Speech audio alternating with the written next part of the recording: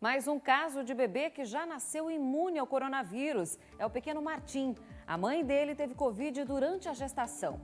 Ansiedade pela vacinação dos profissionais da educação no estado. Vários municípios manifestaram intenção de antecipar a imunização. No Vale, filho adolescente atira no próprio pai e está sendo procurado pela polícia. O SCC News está no ar.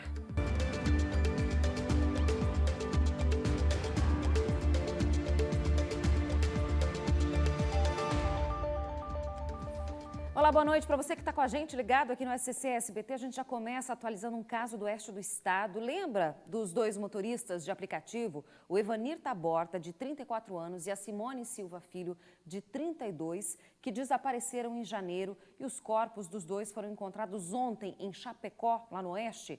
Então, hoje, duas mulheres de 25 e 35 anos, suspeitas de participarem do crime, foram presas preventivamente e já estão no Presídio Regional Feminino de Chapecó. Segundo a Polícia Civil, o principal acusado de disparar os tiros e de levar o veículo do casal até o Rio Grande do Sul está foragido. O homem tem 56 anos, já possui passagens criminais e chegou a ser interrogado pela polícia. A motivação do crime seria um negócio mal sucedido entre o suspeito e Evanir. O delegado responsável pelo caso conta como foi o crime.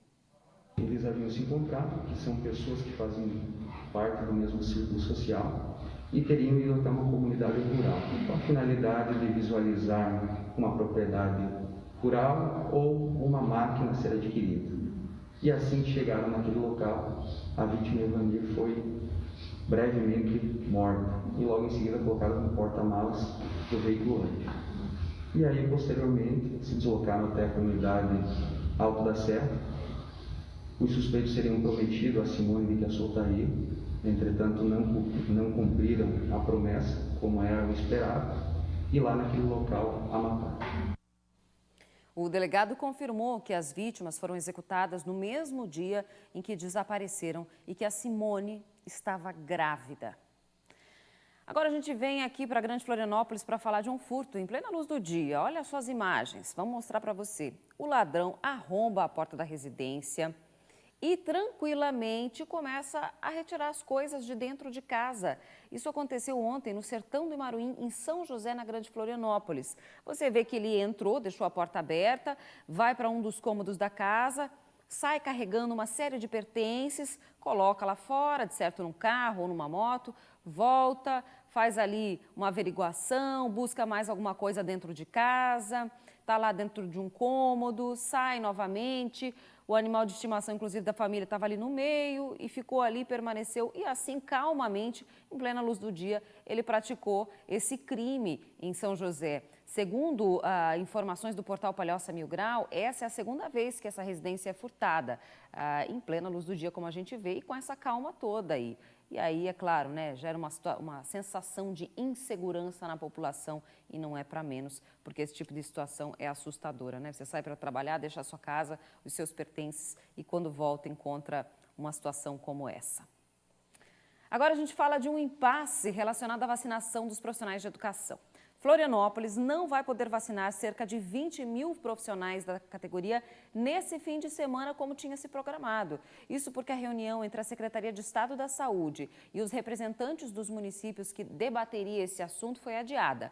Quem vai explicar melhor para a gente essa história é a Morgana Fernandes, porque isso aí está gerando aí uma série de situações, né, Morgana? Tem muita gente interessada nessa vacinação, em antecipar, nesses profissionais que são tão importantes. Conta pra gente. Boa noite. Boa noite, Bruna. Boa noite a todos. Pois é, a reunião estava marcada para acontecer hoje e foi adiada para segunda-feira. Participam dela membros do CIB, que é uma comissão com representantes da Secretaria de Estado da Saúde e também dos municípios. A intenção dos prefeitos é começar essa vacinação imediatamente, inclusive do prefeito aqui da capital, Jean Loureiro. O governo do estado estipulou a data de início para o dia 31 de maio, mas, segundo o prefeito, Florianópolis já está apta a iniciar essa nova etapa da vacinação sem atrapalhar os outros grupos prioritários. A nossa equipe conversou hoje com o prefeito e a gente ouve agora o que ele disse sobre esse assunto. Nós aqui, na verdade, estamos deixando de avançar com aqueles que tiveram eficiência na aplicação da vacina, uma estrutura bem organizada, né?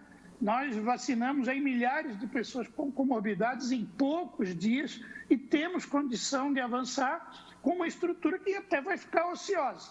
Eu argumentei isso para o secretário, ele falou que segunda-feira com a CIB vai deliberar esse tema e acho que nós não precisamos esperar o dia 31, né? Eu acho que nós temos aqui antecipar. Não tem lógica, temos vacina e não está aplicando. Bom, Bruna, como você mesmo tinha comentado, a vacinação já começaria nesse final de semana aqui em Florianópolis. Lembrando que ela vai começar primeiro pelos profissionais que estão atuando no ensino presencial, começando pelo ensino infantil e especial, depois ensino médio, ensino fundamental e ensino superior. E a segunda etapa está destinada aos profissionais que estão trabalhando à distância, começando por aqueles que estão no grupo de risco para a Covid-19. Essa a gente sabe que é uma reivindicação, né, dos profissionais da educação aqui da capital, que já estão aí em quase 2 meses de greve, né, Bruna? Sim, com certeza. É o que também acaba tornando tudo isso muito mais iminente de acontecer, né? A ansiedade para que eles sejam vacinados. E esse não é só um pedido da capital. Inclusive, a gente falou aqui ontem que outras cidades também já sinalizaram que pretendem fazer o início imediato dessa imunização da categoria, né, Morgana? Exatamente, Bruna. A Federação Catarinense dos Municípios informou à nossa equipe que cerca de 40% das cidades já entraram em contato pedindo ajuda para conseguir essa autorização junto ao governo do estado. E a gente acompanha também agora o relato da FECAM. No nosso entendimento, assim, se o município tem as condições de fazer a vacina e se tem as vacinas, se o protocolo do Plano Nacional de Imunização já está cumprido, a nossa posição é de dizer que o município deve sim vacinar, considerando que quanto antes a gente imunizar as pessoas, antes nós estaremos protegendo vidas. Bom, a reunião, então, está marcada para segunda-feira. A gente fica no aguardo e acompanhando essa situação. Eu volto contigo, Bruna. Obrigada, Morgana, pelas informações, falando aí dessa situação que acabou sendo gerada por causa do adiamento dessa reunião, que vai acontecer, então, na segunda-feira. A gente, é claro, continua acompanhando tudo. E esse impasse entre governo e algumas prefeituras para antecipação da vacinação dos professores é justamente o assunto do comentário de Cláudio Prisco Paraíso. Boa noite, Bruna. Inaceitável essa falta de entendimento entre o governo do estado e as prefeituras da Grande Florianópolis, que já estão em condições de iniciar no final de semana a vacinação dos professores, porque adiantaram a imunização daquelas pessoas com comorbidades. Mas, como a Secretaria Estadual da Saúde é que pilota o cronograma, houve um choque. Não é possível. Ora, qual é o problema de alguns municípios adiantarem esse cronograma se as vacinas estão disponíveis? Não podemos imaginar que por trás disso tenha, eventualmente, circunstâncias de natureza política. Era só o que faltava. Outro detalhe, por que jogar a reunião para outra segunda-feira? Por que não realizá-la amanhã mesmo? Para se tentar chegar ao entendimento, se é possível acelerar a imunização, isso deve ser feito. Há necessidade de uma convergência entre as autoridades sanitárias. Afinal de contas, a prioridade é a sociedade catarinense como um todo.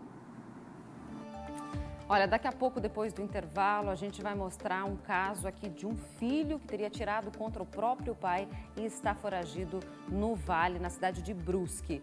E um caso bom, feliz. Você vai ver mais um bebê que nasceu imune à Covid-19. Você vai entender como o pequeno Martim, com apenas 35 dias de vida, já está imunizado contra o coronavírus. Até já!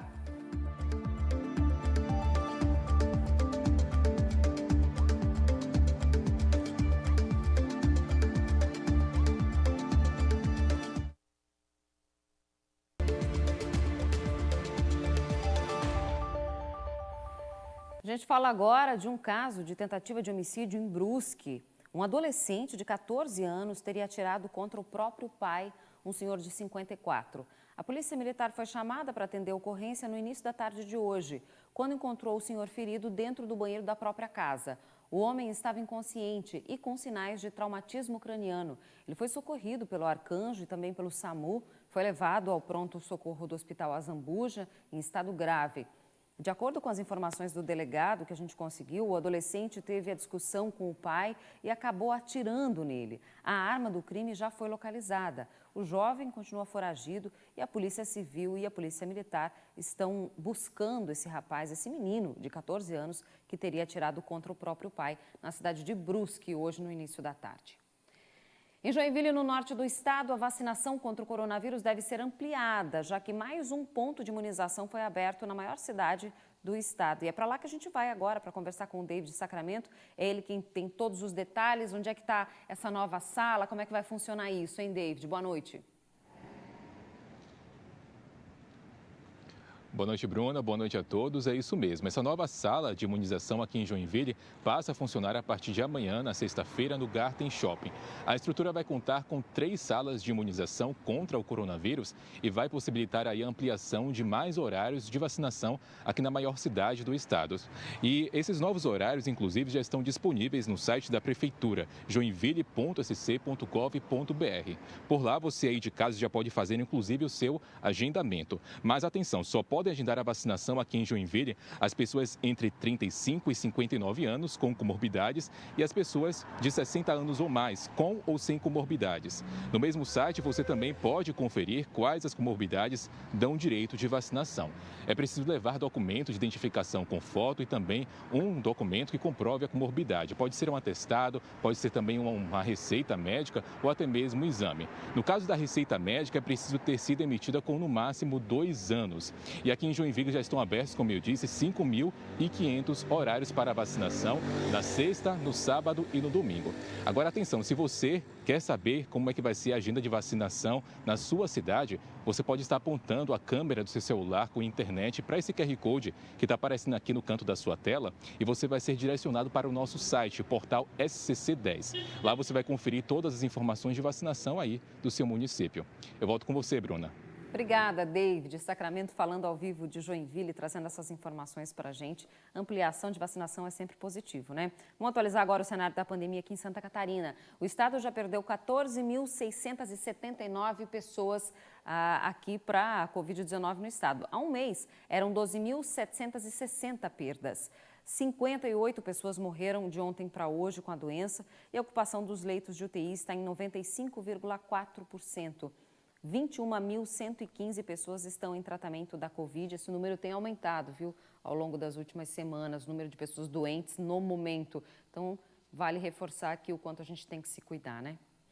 E nós temos falado tanto sobre a importância da vacina para imunizar a população contra a Covid. Ontem, inclusive, a gente contou aqui a história de uma mãe que estava vacinada e que o bebê nasceu imune. Hoje, você vai conhecer a história do Martim. Ele nasceu também com anticorpos, mas a história é outra. Olha só. Martin tem 35 dias de vida e uma conquista que esperamos há meses. Ele nasceu com anticorpos totais contra a Covid-19. Depois que ele nasceu, era fazer o exame para a gente ver identificar se tinha passado para ele, né, os anticorpos da Covid. E aí, no fim, a gente acabou descobrindo que ele estava imunizado já também. Hoje, Rafaela e o marido comemoram a saúde do bebê, mas passaram um sufoco. Em janeiro deste ano, com 29 semanas de gestação, ela contraiu o coronavírus. Foram 25 dias de muita angústia e aflição. Então, no início, a preocupação era com o bebê, porque nem todos os medicamentos utilizados para o tratamento podiam ser utilizados por gestante. E aí foi quando, na segunda semana, eu comecei a ficar grave. E aí eu tive pneumonia. Então, nesse momento, foi o que foi decidido primeiro cuidar da minha saúde para depois a gente verificar como é que ficava a situação do bebê, né? Rafael e o filho mais velho do casal tiveram a doença no ano passado, com sintomas leves. Na época, a Rafaela não se contaminou, mas agora o que eles esperam é se ver longe da doença e garantir a saúde do Martin. Saber que já tem essa possibilidade para ele de a gente estar um pouco mais seguro dentro de casa, já sabendo que a gente tinha passado, enfim, com com o que a gente ouve da televisão, que é bom ou não já ter contraído a doença. A gente se sente mais seguro hoje sabendo que ele tem anticorpos, né? No sul do estado, o bebê Henrico também está imune à Covid-19. No caso dele, a mãe foi vacinada durante a gestação e ele nasceu com os anticorpos. Os casos de bebês que nascem com anticorpos porque as mães foram vacinadas durante a gestação já são raros.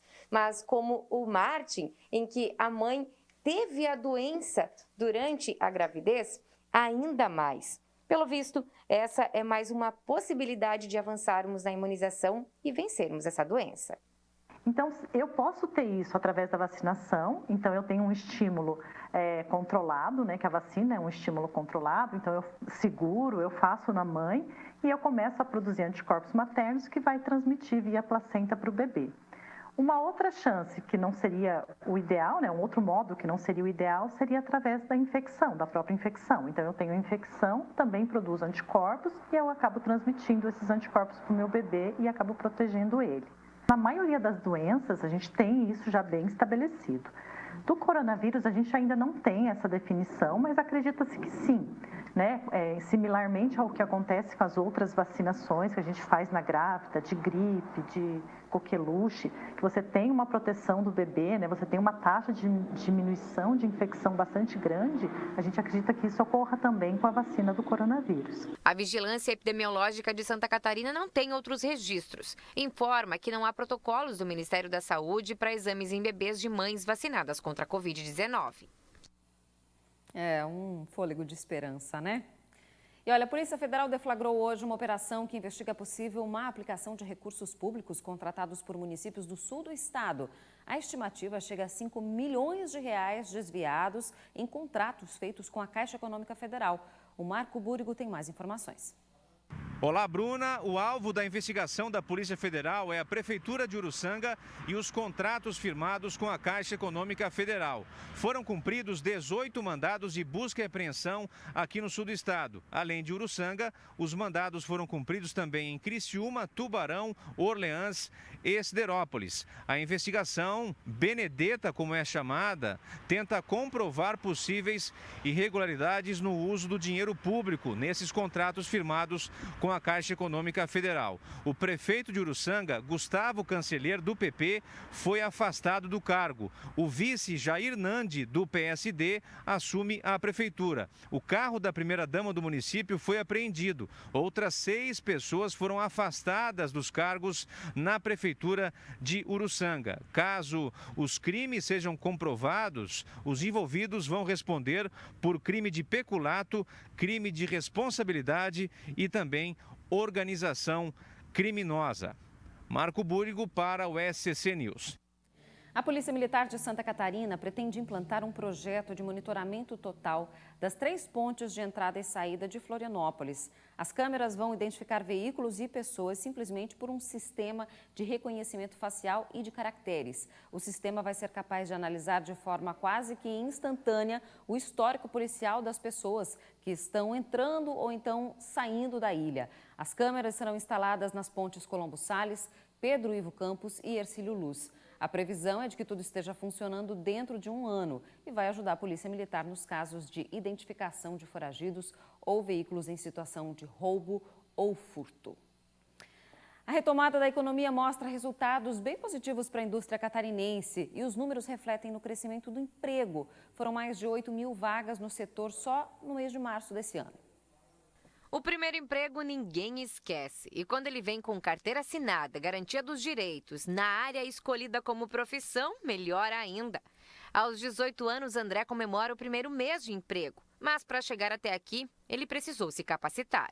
Eu comecei fazendo a iniciação mecânica. E depois disso, fiz a aprendizagem mecânica. E depois, quando concluí o curso de aprendizagem mecânica, me abriu a oportunidade de fazer o curso técnico em mecânica, E atualmente estou cursando o curso de engenharia mecânica já. Fiquei 6 meses como estagiário, acabou o prazo de estágio e eles acabaram me contratando. André aproveitou a oportunidade do estágio na indústria mecânica e agora foi registrado. Ele é mais um nas estatísticas positivas do setor industrial.